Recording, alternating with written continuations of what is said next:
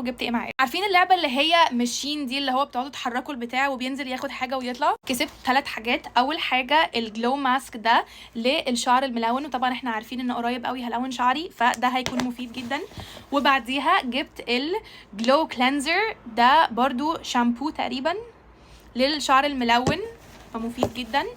وده بلوندز، لا ده ماسك للناس اللي عامله شعرها بلوند. وانا صاحبتي هنا شعرها بلوند فهديها ده. ده سات مع بعض ثانيه. ده للدامجد هير، وقصيته كتير قوي ما بقاش as damaged عن لما كان بليتشد وبحط عليه الوان كتير، بس بسبب التوكس هنا او الجو هنا عادي ممكن برضو شعري يبقى دامجد، فهشوف هخلي ده ولا هديه لحد. واخر حاجه جواها ايه ده؟